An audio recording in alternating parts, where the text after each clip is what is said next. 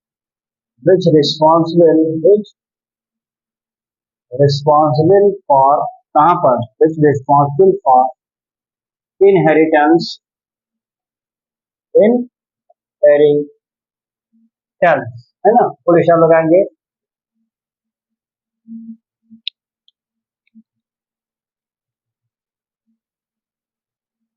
These factors referred as, बाद में इसको क्या कहा गया था, referred as gene। भाई जब तक मेंडल साहब से उन्होंने जानकारी नहीं रखा था फैक्टर ही कहा था, लेकिन बाद में इसको क्या नाम पड़ गया, जीन कह दियागा। ये किसने बताया था जीन वाला वर्ड, तो इसको बता देंगे यहाँ पर, Johansson,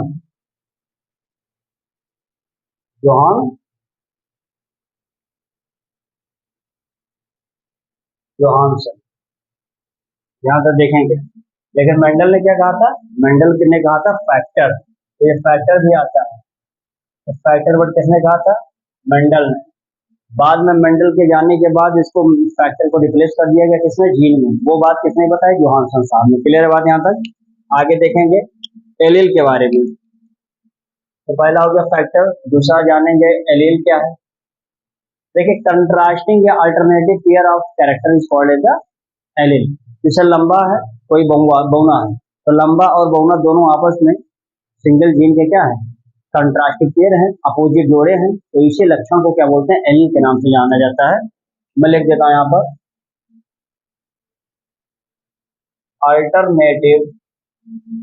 alternative form of gene located on same position यानी ब्रैकेट में हम लोकाई भी कह सकते हैं, same position on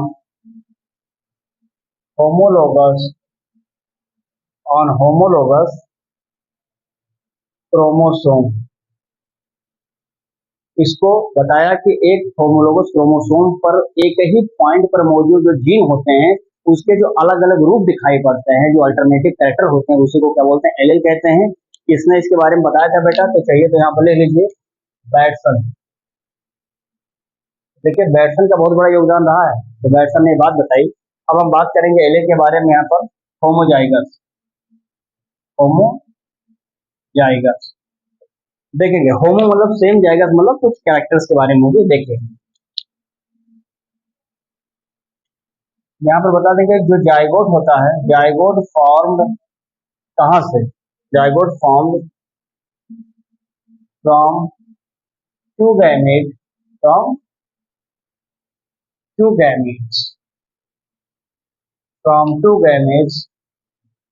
which have identical factor। जैसे एग्जाम्पल को पूछेगा बता दीजिए, कैपिटल टी, स्मॉल टी है ना, आर यानी ऐसे सेम कैरेक्टर, यानी कैपिटल तो कैपिटल है, स्मॉल तो स्मॉल है, कोई भी इस तरह का नहीं होना चाहिए ये वाला, नहीं तो हेटेरोजाइगस में आएगा जो इसके बाद है, तो ये हो जाएगा हमारा किसमें, होमोजाइगस में होगा। क्लियर है। अब यहाँ आगे देखेंगे हेटेरोजाइगस मतलब हेटेरो मींस अलग, डिफरेंट चीजें। देखिए यहाँ पर जाइगोट जो होगा दोस्तों बनेगा, zygote form by two different type of gametes. दो अलग अलग डिफरेंट टाइप ऑफ गैमीट्स से मिल करके जब जाइगोट का फॉर्मेशन होता है, that is called as heterozygous. Example बोल देंगे तो बता दीजिएगा यहाँ पे क्या, capital T small T, or small T.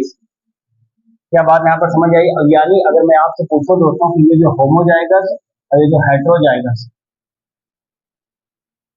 इन दोनों की डिस्कवरी किसने किया था, तो ये देखो डिस्कवरी बहुत इंपॉर्टेंट, जेनेटिक्स में आपको एक एक पॉइंट समझना है यहाँ पर, क्या जेनेटिक्स किसने मतलब किसने बताया था, देखेंगे इसमें साथियों,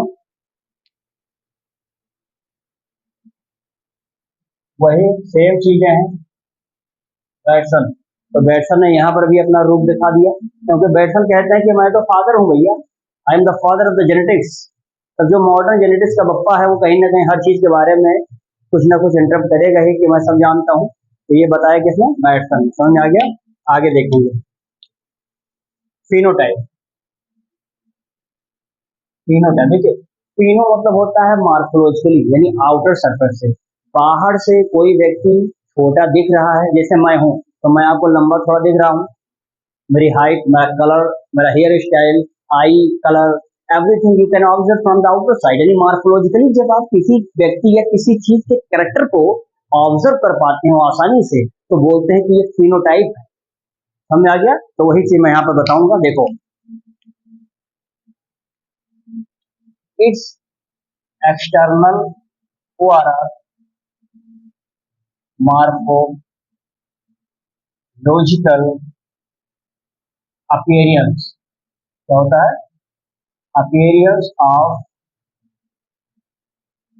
ऑर्गेनिज्म particular कैरेक्टर, किसी भी पर्टिकुलर कैरेक्टर्स को जब हम उसके आउटर अपीयरेंस से ऑब्जर्व करते हैं तो इसको क्या बोलते हैं बेटा? फिनोटाइप के रूप में जाना जाता है। ठीक है ना? आगे दोस्तों देखेंगे इसमें जीनोटाइप के बारे में बता देंगे आपको। देखो, जीन मतलब जीन लेवल पर जीनोटाइप बहुत आसान है, डेफिनेशन आपको पता होगा। जेनेटिक कॉन्स्टिट्यूशन होगा इसमें, देखिए genetic constitution of an organism, किसी भी ऑर्गेनिज्म का जब जीन लेवल पर हम अध्ययन करते हैं, जेनेटिक लेवल पर अध्ययन करते हैं, किसी व्यक्ति को कैंसर है, हीमोफीलिया है, क्या आप बाहर से देखकर पता पाएंगे कि हाँ इसको ये रोग है? नहीं बता कर पाएंगे, क्योंकि वो उसके जेनेटिक लेवल पर है। और जब जेनेटिक लेवल पर कोई चीज होता है, नहीं उसकी जेनेटिक जब कॉन्स्टिट्यूशन होती है, जेनेटिक जब मेकअप होता है, which can not be observe from the outer side, is called as the phenotype. Johnson साहब ने सबसे पहले इसके बारे में बताया था, तो यहाँ पर लिख देता हूँ। अगर आपसे पूछा जाएगा किसने दिया था जीनोटाइप, तो कह दीजिएगा Johansson. Johansson Johansson sir given the term of genotype the first time. Clear यहाँ तक? आगे देखें दोस्तों, हाइब्रिड। हाइब्रिड भी देख लीजिए इसी समय। क्लियर है? देखिए देखिए, हाइब्रिड का मतलब क्या हो गया? दो अलग अलग चीजों से मिल करके कोई तीसरा चीज तैयार हो जाए, हाइब्रिड। कोई हाइब्रिड है, बहुत आसान है, देखेंगे इसमें हाइब्रिड बिगर क्या है। देखो, इसमें बताएंगे हाइब्रिड में कि superiority superiority of spring over over it's parent card, क्या बोलते हैं उसको? हाइब्रिड बिगर, यानी पेरेंट से भी ओवर हो जाए, सुपीरियरिटी हो जाए, ऐसे लक्षण को बोलते हैं हाइब्रिड बिगर के रूप में जाना जाता है। और यहाँ पर आगे चाहिए तो आप बता सकते हैं कि जो हाइब्रिड बिगर होता है, तो इसी में आगे बढ़ा दीजिए, which can be lost by in breeding, inbreeding मतलब सेल्फिंग, ठीक है ना? एज बिकॉज, क्यों ऐसा होगा? बिकॉज जो इनब्रीडिंग होता है, inbreeding induces the homozygosity in offspring, that is loss of hybrid vigor due to inbreeding called, इसका नाम क्या पड़ जाता है? Is called inbreeding depression. Is called inbreeding depression. बहुत इंपॉर्टेंट बातें आपने सुना है। देखिए क्या लिखा साथियों मैंने हाइब्रिड में, लिखा है कि superiority of offspring over its कहते हैं parent is known as hybrid vigour. जब पेरेंट से ज्यादा सुपीरियरिटी जब ऑफस्प्रिंग की हो जाए, बच्चा बप्पा से ज्यादा तगड़ा हो जाए, ऐसी क्वालिटी को बोलते हैं हाइब्रिड विगर कहते हैं। शुद्ध भाषा में मैंने आपको बताया। लिखा है कि जो हाइब्रिड विगर होता है which can be lost by inbreeding, यानी अगर आपको चाहिए, आप चाहते हैं कि हम किसी तरह से इसको समाप्त कर दें, यानी हम इस बात को चाहते हैं कि हाइब्रिड विगर को मैं समाप्त करना चाहता हूँ, तो विच कैन बी लॉस्ट, वो लॉस्ट कर सकता है। तो देखो which can be lost by the inbreeding, यानी उसकी बार बार सेल्फिंग करा दीजिए। भाई सेल्फिंग मतलब क्या होता है, अगर गेहूं हाइब्रिड वाला है तो एक बार आप बो देंगे तो दूसरे सीजन के लिए उसको अगर रख पाएंगे नहीं, और रखेंगे तो उसकी प्रोडक्टिविटी कम हो जाएगी। तो आप कम कर दीजिए ना, यानी उसके बार बार सेल्फिंग करवा दीजिए, और सेल्फिंग करवाएंगे तो उसके अंदर की सारी पावर हाइब्रिड विगर क्या हो जाएगी, धीरे धीरे लॉस हो जाएगी। तो यही जो इनब्रीडिंग पावर जो धीरे धीरे उसके अंदर लॉस हो रही है, यानी उसकी हाइब्रिड विगर लॉस हो रही है, तो देखिए लिखा हमने loss of hybrid vigour due to inbreeding, यानी बार बार सल्फिंग कराने से उसकी क्या हो जाएगी, इनब्रीडिंग धीरे धीरे लॉस हो जाएगी। तो इसको क्या बोलते हैं बेटा, इसको बोलते हैं इनब्रीडिंग डिप्रेशन। समझ में आ गया? तो चलिए, इतना आपको बहुत ही अच्छा लगा होगा, मजा आया होगा साथियों, बहुत ही, मैंने कहा ना तो सेशन छोटा रहा है लेकिन बहुत सारी चीजें आपको देखने को मिल रहा है। अब ऐसे ही हम अपने ओवरव्यूज के अकॉर्डिंग चलेंगे, और अब तीसरा अगला लेक्चर हम देखेंगे नेक्स्ट टर्न पर। आज के लिए इतना रखेंगे, बाकी मिलते हैं नए लेक्चर के साथ। साथियों, वीडियो अच्छा लगा होगा लाइक कमेंट शेयर जरूर कर दीजिएगा, और जो चैनल को अभी सब्सक्राइब न किए हो वो कृपया करके आप लोग सब्सक्राइब भी करेंगे। और कोई दिक्कत आती है तो कमेंट बॉक्स में अपना आप प्रश्न डाल सकते हैं और बाद में उसका आंसर दिया जाएगा। और चलिए मिलते हैं, तब तक के लिए बहुत बहुत धन्यवाद, शुक्रिया। स्क्रीन शॉट जरूर ले लें।